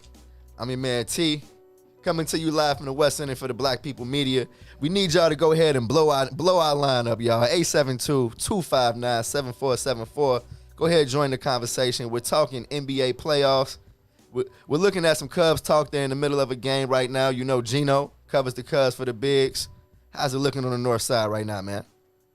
Well, the last I checked, the Cubs were down 4-2 in Pittsburgh, but they are 4 games ahead in the NL Central right now. And they have a long stretch coming up in this next maybe 10 days, 10 to 11 days. They start tomorrow night at home with 5 against the Cardinals. They play Friday, Saturday. No, I think they play Friday, doubleheader Saturday, Sunday, and Monday against the Cardinals. And then they got another 6 in a row. I'm not sure who they play. Is it I know Cincinnati is on the. They digging in that division right now. Yeah, it's all NL Central for the next maybe week and a half. So it's coming down. It's coming down again down to that stretch run, and it's very important that these guys take care of business. You know, like the team like the Pittsburgh Pirates. This is a team that, you know, you should beat them every time you step on the field. It may not work out that way, but you got to have that mindset and you got to have that focus and intensity to take care of guys who are at the bottom of the barrel and basically have no shot at making a playoff run. So I got the full schedule in front of me right now. I'll let y'all know. Friday, Saturday, Sunday, St. Louis. You got a 2-game set against Cleveland. 4-game series against Milwaukee, which is gonna be a big one. Oh my bad. I'm looking at the wrong one. Yeah. No, you good. Let me make sure I get mine. Yeah, we did that one already. We got a 5-game. Yep. 5-game going with St. Louis. A lot of makeup action with the Cardinals. Yup. Cincinnati 3, Milwaukee 3, and then Cleveland 2. So, I mean, the deciding factor is gonna be those St. Louis games, man. You got 5 going back to back to back to back. So we'll see. Especially with them being, you know, in second place behind the Cubs, and they, you know, those doubleheaders are gonna catch up with them soon. So, but we can't. Again, you can't have they that. They gonna catch up with the Cardinals soon, but the Cubs gotta playing them too. But the Cardinals missed the first like 7, 8, 9 games of the season, so they're gonna catch up with them quicker than the Cubs. Exactly, catch they got up to with play them. other people than the Cubs. Yeah, but I agree with you 100% that the doubleheaders, especially when you got to play out, I think they may have 1 off day, maybe 2 for the rest of the year. So just thinking about it from a catcher's perspective, you know, they had to DFA, well, not DFA, but they sent Josh Fegley back to the South Bend alternate site. So they only have 2 catchers. And like today, we saw Victor Caratini and Wilson were in the lineup together. So, you know, there are going to be days where, you know, Willie's gonna need a day off. Victor's gonna need a day off. But I think David Ross hasn't gotten enough credit for the job he's done by being able to rotate his guys, being able to give guys a day off when they need them, because guys are gonna need those days off. So big shout out to David Ross for handling that. Yeah, is that a phone call? I think the lines just lit up, man. Talk to us. You're rocking with the bigs on the soil. What you got for us? Checking in. What's going on? We can hear you. We just getting you straight real quick. Gino, one thing I want to ask you real quick is how real do you think the brother is right? You play whatever sport you play. I'm sorry, brother. We cut it in. We in the middle of your comment. Go ahead and start it over for us. Let us know what's on your mind. Nah, okay. I was just saying, bro. Whatever sport you play, of course you play it because you love it. You know what I'm saying? That's a non-factor. You know, it's non-brainer. That's a no-brainer. Yeah. But once you get to the professional level, yeah, you playing for money. That's your job. That's your career. Of course, you're gonna try to go out here and get the biggest contract that you can get your worth. Period. But at the end of the fucking day, you want a championship. You want to be able to say, "Look, I beat y'all ass. I got these rings, and we was better than y'all." You know, people want championships, man. What are you out there playing sports for, and you're not trying to be the best? You're not trying to win a championship. The Cubs ain't out there playing right now just to be out there playing. They trying to get to to the World Series and win that motherfucker. Hey, who and that's the bottom line. I mean, you could be a great player and all of that. No doubt, but you want to be a champion at the end of the day. Jordan could have got paid all the money he got paid, bro. He wanted them rings. Hey. And he wanted them rings as long as he was on that court. Hey, who do we have the pleasure? That's all I got to say, bro. No, who do we have the pleasure of speaking with, man? We appreciate you calling in, brother. Appreciate y'all too, bro. Now, who is it? I want to shout you out, man. Who is this calling us? Oh, he shut up. Okay. He got out the way and let us do our thing. He said what he needs to say. He got out that joint quick. Well, whoever that was, we appreciate you for calling Absolutely. in and rocking with us on the soil, my brother. But Yes, I do sir. agree with you 100%, especially if I was one of those guys. I definitely want a ship. I 100% play for the ship. Even when we play in our little leagues, in our little hood leagues or our corporate leagues or whatever leagues we play in, I'm definitely playing for the ship. I would love to look deeper into how many players get that opportunity. You know what I mean? A true opportunity to go after a ring while getting the biggest bag possible. You know what I mean? We see so many players, I'm not talking about LeBron because of course he's in that category, but guys like Damian Lillard, how real are his chances for a ring every year? Not real. How real are Russell Westbrook's and James Harden's chances for a ring every year?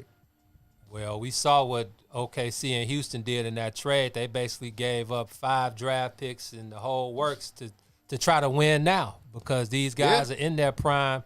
And like you said, you got to try to take advantage while the advantage is there. And I just think you got to get paid. Yeah, you got to get paid, man. So while I agree with that brother 100%, at the end of the day, like I said, if I got to take the rings or the money, give me the bread, man. I might be tight about the rings for the rest of my life.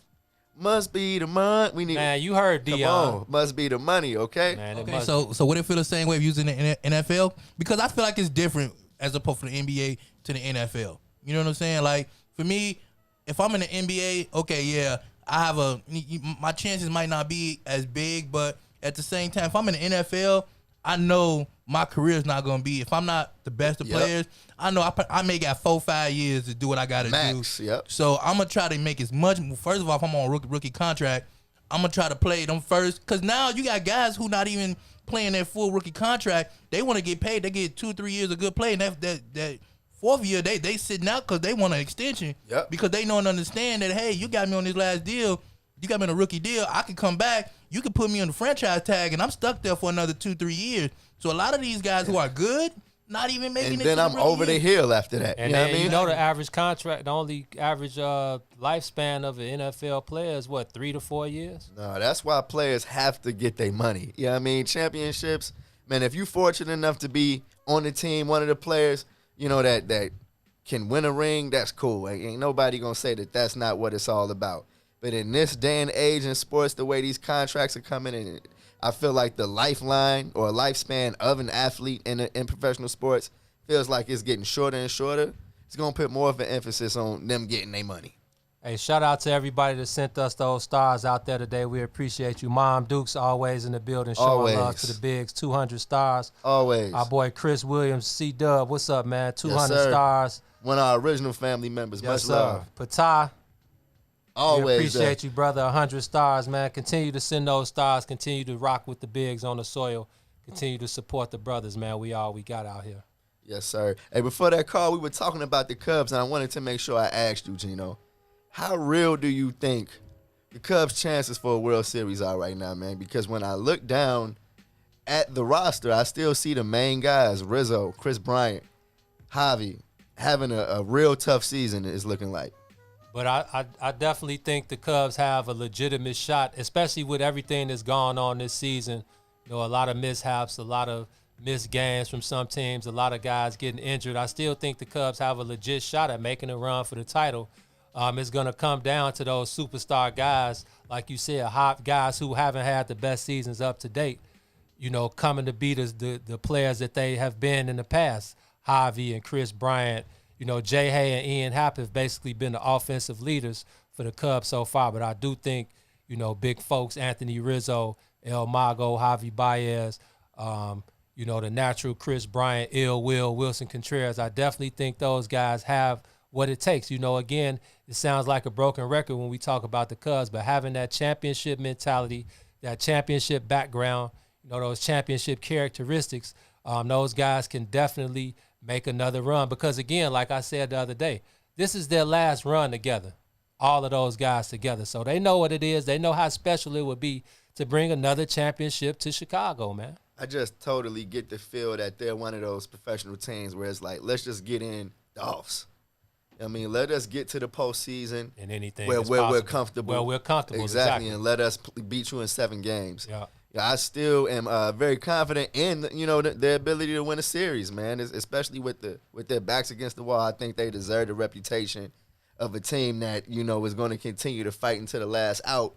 Still worried about some of the pitching. Still worried about some of the offense. Yeah, Tyler Chatwood on the DL right now. At the wrong time, Quintana. Q on the DL, but rather get it out now than later on. And this is like that last window. Hopefully they can, you're trying to make your final tune-ups before it's ready to go. Yeah, hopefully they can come back healthy and help lead the charge to this playoff run. But man, let's pay a couple bills.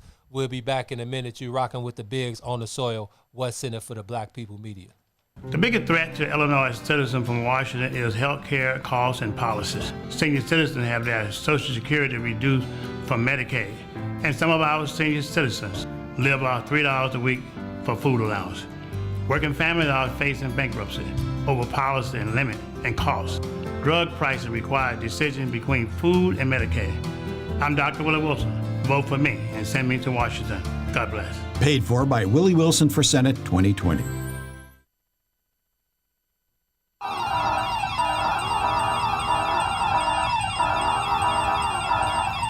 This secure moment is brought to you by Secure Home and Automation, your premier authorized Bring security dealer. Home invasions occur every 23 seconds, fire every 85 seconds, and medical emergencies occur suddenly. In times like these, get secured home and automation and an affordable wireless home alarm system with professional monitoring. This includes fast emergencies response, free security analysis, free equipment, and free installation. A limited time offer, be proactive. Call today, don't delay. 708-251-5069. That's 708-251-5069. Call now, 708-251-5069, or visit our website, securehomeandautomation.com. Secure Home and Automation, where your life safety is our priority.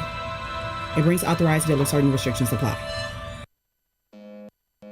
What's up, good people? You're listening to I Said What I Said with Toussaint Warner and Herb Howard. You'll never breed a warrior. Warriors, come out to play. Shh. You hear that? And that's what's happening at every angle. They're creating paradigms where we can only raise feminine men. Yeah. Whether they're homosexual or not, they feminine as shit. Sure, because all masculinity is toxic. All masculinity is toxic in a war-torn society where the dominant society is saying to your ass, we don't never want no warriors. Right. You bastards. Any book you've ever read, you can read the Bible, goddammit. When they go and they destroy some shit, they kill all the boy babies. Yeah, for sure. I don't even want you growing up to think you're gonna do some shit to me. Animals do the same thing. If I come over here and I take over this village now or whatever, like this gonna be my pride. First thing I'm doing, killing the male boys, like killing the male babies. Don't you even grow up with that attitude, Don't you little even nigga. think about it. Yeah, okay? bitch. Right. You ain't my daddy, you damn right I ain't your daddy. Fuck your fort, little nigga. Fuck your fort. You're not my dad. That's fucked up. Oh man, I hate that I laugh at this shit in public. That's real. I hate that I laugh at this stuff in public. That's real though, right? Toussaint Warner and Herb Howard live on What's in It for the Black People Media, Monday, Wednesday, Friday, 1 p.m. to 3 p.m. And now, back to the big. That ball hit deep. Eugene McIntosh and Terrence Tomlin. Out west with it, where we live illegal, leaning off a leader, riding regal, tipping scales like Libras. Inhale, no L's, pulling out blocks like Jenga in the rear of a Caprices, Billy Rams, flicking decent nonetheless. You are officially back on the soil rocking with the bigs. Shout out to Maze Jackson. Shout out to Sonia Esco. Shout out to our guy DJ Showtime holding it down on the boards. Shop at Black owned and operated Solo Beauty, where you are appreciated and well respected. Located in the hood, 8158 South Cottage Grove, Solo Beauty can supply all of your black hair care needs. Solo Beauty is open from 11 a.m. to 8 p.m. Tuesday through Saturday, or you can find them online where most people shop nowadays, www.solobeautysupply.com. 81st and Cottage, man. You know I represent the Grove like none other, man. Doesn't get more on the soil than that, for sure. Once I found out that you was running over there, bro, I'm like, yeah, this was meant to be, man. We probably done bumped into each other numerous times before we knew each other for real. Shout out to my brother Mike Flo, another one of my first friends that I found on the Grove, and we've been rocking ever since, man. He put that Black history, he put that Marcus Garvey, he put that Haile Selassie, he put that Malcolm X, into me at an early age. So shout out to Flo, man. Definitely shout out to Flo. I'm low key. My hand tat is partially Mike Flo inspired. Show the people, man. You know what I mean? I took a trip to Atlanta, came back with a hand tat from the one and only Maya Bailey, and we actually had a conversation about your homie Mike Flo. I had to tell him, it's my partner's first friend. Come on. Yeah, shout out to Flo Tissery, man. Definitely. Hey, man, I had to get in some Southside talk real quick. Because I see I'm taking the temperature on the fan base, man. I don't know if I like what I'm seeing. I saw it last night, and I wanted to call you, but I said we can talk about this tomorrow on the show. I saw SD, and I saw a couple of the other guys that we chop it up with about baseball tight because these guys lost 2 in a row, and I'm like, damn, it's baseball, bro. It's definitely baseball. That's what comes with this beautiful sport that we love. You know what I mean? But, hey, it's the facts of the matter are the White Sox dropped 2 straight to the Minnesota Twins. Last night, 8-1 in a game that pretty much if you were watching that, you just want to forget it. You know what I mean? I'm not here to say that, it was, an entertaining series. It was definitely one that you felt that they came out a little better and played better. But did they lose? They lost the series 2-1? Lost 2-1. We picked up the first game, and a lot of people say that the White Sox were lucky to get that one. And I guess I should say, Gino, it's refreshing that the White Sox are at a point where the fan base is feeling like they should win every game. But that's just not how baseball works, Pretty much just got to, tip your cap and move on to Kansas City tonight, right? Yeah, but especially with a young ball club. Like, people, same thing we talked about. They ran it up. Gotta remember, this is definitely still a young ball club. Man, they ran it up on the Cubs. They ran it up on Pittsburgh the next series. Those are very nice. Yeah, and you should run it up, but we talked about it. You should run it up on Pittsburgh. Like we said, you have to just have that outlook. Sometimes it may not work out that way, but you got to come out with the mindset that teams that are basically down in the dumps, you got to just run over them and keep it moving. But last night was a different, I mean, it's the Twins though, bro. Like you said, it was the Twins, but the White Sox pulled off 8 errors in a 3-game span. You feel me? It definitely. Was Tim a part of any of those? Oh yeah, Tim. Last night everybody was a part. There was equal opportunity error fest last night. Nick Madrigal looking terrible yesterday at second base with some terrible throws. Tim let one fly. Equal opportunity employment. You said equal opportunity error. Huh? Errors. Moncada got down and dirty. Abreu. Everybody in the infield was up yesterday, I feel. But that's, again, one of those days, man. It's just one of those baseball days. Maybe they were tired, man. I mean, we definitely not using that as an excuse because everybody's tired at this point in this shortened baseball season. Everybody has it, in a top gear for sure for every day. But this is when, like you said, a team like the Cubs who have been through it all, maybe they can use past experiences and failures and successes to kind of push themselves over the hump, having that experience. Guys like the Sox, who the last few years, Sox baseball hasn't been very good. So now that, like you said, guys are expecting to win, fans are expecting these guys to win, when they don't play necessarily what we call a clean baseball game, now it's, oh, man, I knew we wasn't ready to make it to the playoffs, and I knew, this and that. And it's like, nah, take it easy. It's like that old saying like Joe Madden would say, man, flush that one down the toilet, come back in less than 24, ready to do it again. How do you explain the White Sox offensive situation where a couple of weeks ago we're talking about bombs away? Seems like everything was being smacked. They can't buy a run. You know what I mean? 1 run yesterday, just 4 hits, and with an offense that is capable of doing much better.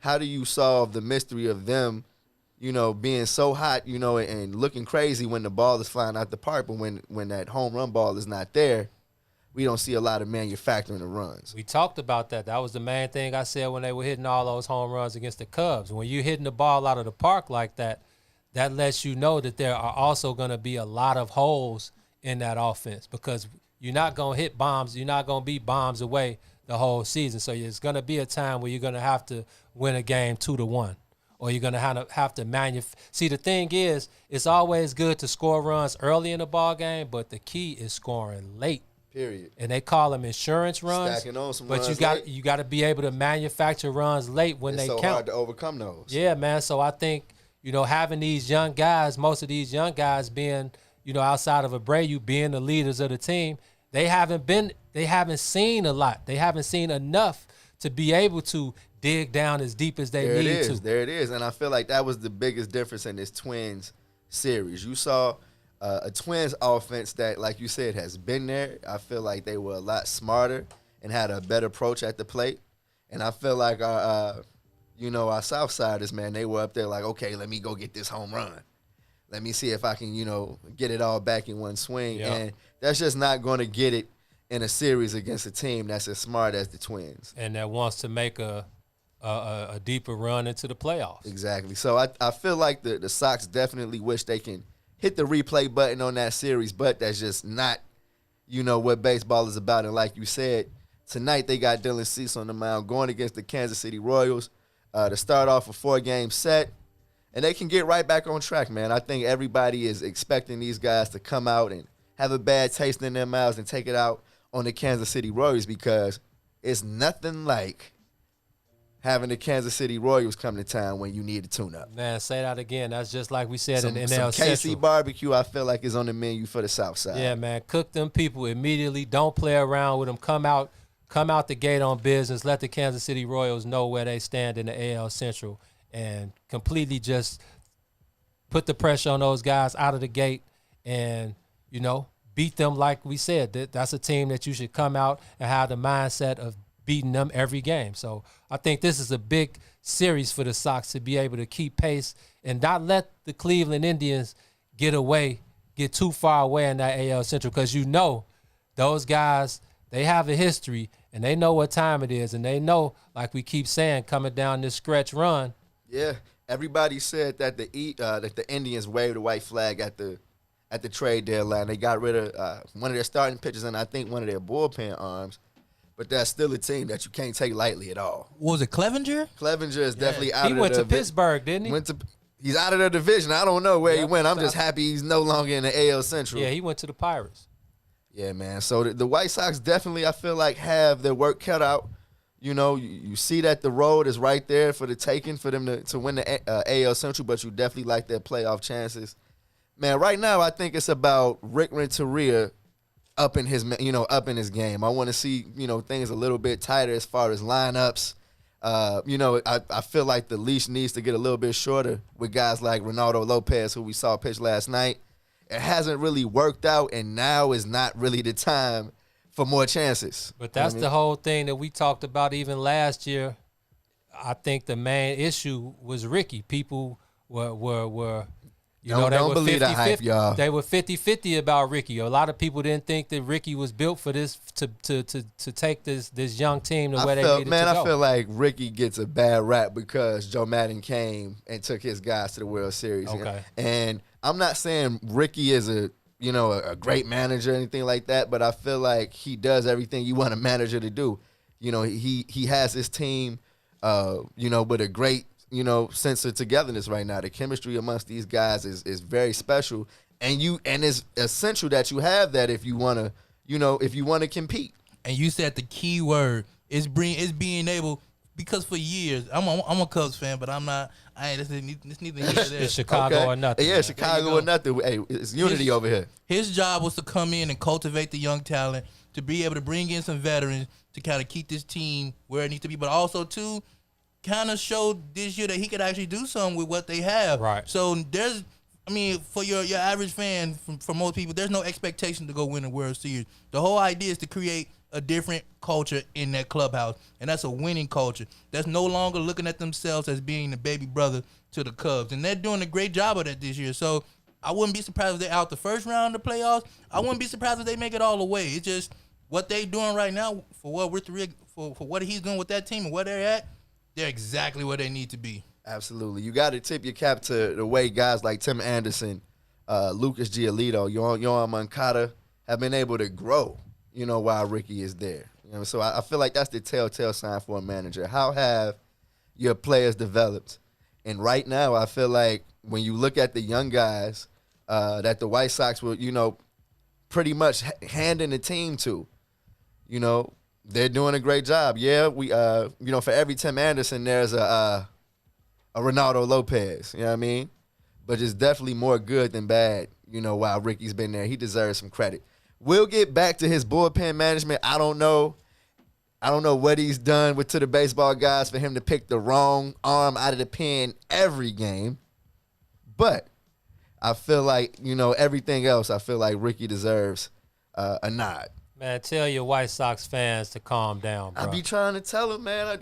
I be trying to tell him, Gino. But, when you've been losing for as long as the White Sox have been losing, it can get serious. You know what I mean? It's baseball, man. Exactly. You want to see these guys come out and win the games that they should win. I'm not saying that they didn't give a couple of games away. But I'm saying that that's not going to be the nail in the coffin this year, I feel. And I feel like they ain't even there yet. If you say they should win the game they're supposed to win, like I said, they're at a point now where they're winning more games than they're losing. And yes, there's no crowd. Yes, everything going on this year. With everything that is going on, they're exactly where they need to be. If you want to judge Renteria, judge them next year. And that's what we said the other day, Showtime. I think judge them next year. I think they're a year ahead. The whole plan was to let these guys get a taste of it this year, come back with a little bit of experience behind them, and then next year let's see where they lead the charge. So I'm with you on that. Give Ricky a little leeway, man. Yeah, that's why I said you gotta, at least acknowledge that it's refreshing that you feel, like these guys should be winning every day. And you look at how they feel after these losses, they be pissed. They take them hard. Tight. You know what I mean? I'm talking about the Twitter timeline be super tight. That's a good thing. It's so funny when they winning has, the talk, but then as soon as they lose, it's like the total opposite end of the spectrum. And it's like, it's just no gray area with you guys, huh? It's like, man, Joe, do y'all know that these guys in a normal season, they play 162 games in 184 days? Hold on, Gene. What you mean, you guys? What's up? No, not you. You talking about Southsiders. Okay. Yeah, I'm talking about the Sox fans. It's like y'all win a few games and everybody is, on top of the world. Then they lose a couple games and it's just, oh man, I knew we wasn't ready. I knew we wasn't. Who's saying that? Point them to me so we need to sit down. We need to get that type of fan addressed. We'll talk about that off the air, man. And let's take it into consideration before we go to break. All of these teams right now are playing teams either in their division or in the AL. It's a lot of beating up on each other. Exactly. So they're seeing the same teams for these 60 games. So yeah, like I said, it's just a little appetizer for what could happen next year. But at the same time, they ain't ready for the main course yet. We'll see next year.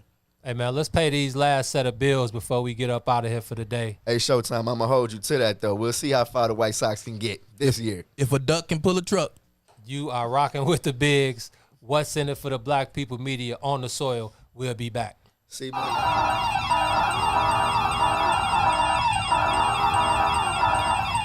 This secure moment is brought to you by Secure Home and Automation, your premier authorized Bring security dealer. Home invasions occur every 23 seconds, fire every 85 seconds, and medical emergencies occur suddenly. In times like these, get secured home and automation and an affordable wireless home alarm system with professional monitoring. This includes fast emergencies response, free security analysis, free equipment, and free installation. A limited time offer, be proactive. Call today, don't delay. 708-251-5069. That's 708-251-5069. Call now, 708-251-5069, or visit our website, securehomeandautomation.com. Secure Home and Automation, where your life safety is our priority. It brings authorized dealer, certain restrictions apply. The biggest threat to Illinois citizens from Washington is health care costs and policies. Senior citizens have their Social Security reduced from Medicaid, and some of our senior citizens live off $3 a week for food allowance. Working families are facing bankruptcy over policy and limit and costs. drug prices require a decision between food and Medicaid. I'm Dr. Willie Wilson. Vote for me and send me to Washington. God bless. Paid for by Willie Wilson for Senate 2020.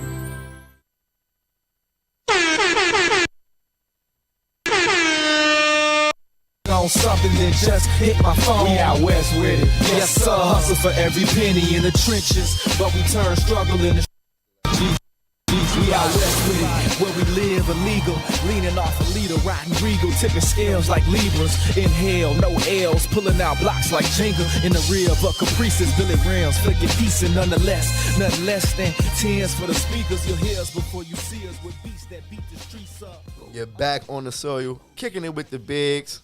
Getting ready to close out another special show, but it's only right we let you know that what's in it for the Black People Media is going to change the way you see radio forever.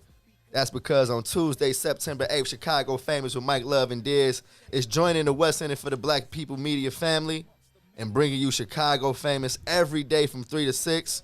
You can join radio legends Mike Love and the Diz as they talk about everything from music, entertainment, sports, politics, race, culture, and everything in between. They'll take it back to the old school for you too, and play back some of their interviews and features that you loved. That's right here on What's in it for the Black People Media. Chicago Famous with Mike Love and the Diz are going to be coming to you every day, Monday through Friday from 3 to 6 p.m. Hey, Showtime, turn that volume up a little bit under there, man. What that is?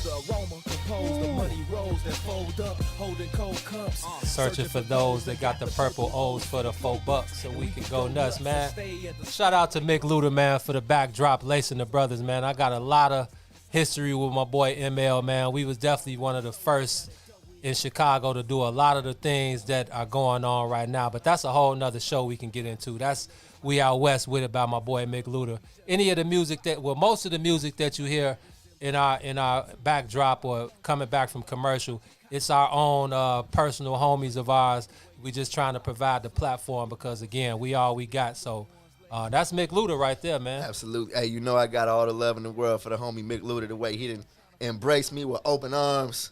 You know, I got to see, you know, the way y'all get down and the history that you guys have, you know, put on together, the journey that you two was on. Hey, I'm happy to follow behind him, you know? Man, Mick is definitely top 5 lyricists in Chicago history. Common, Lupe Fiasco, Twister. If y'all want to throw Kanye, I wouldn't necessarily throw Kanye in the lyricist part. I mean, he's definitely one of the greatest artists, but he was unique with his bars. Yeah, as far as flat out lyricism and picture painting, oh no, Mickey, Lupe, Common, Twister, Mick Luter. I'm not arguing with that.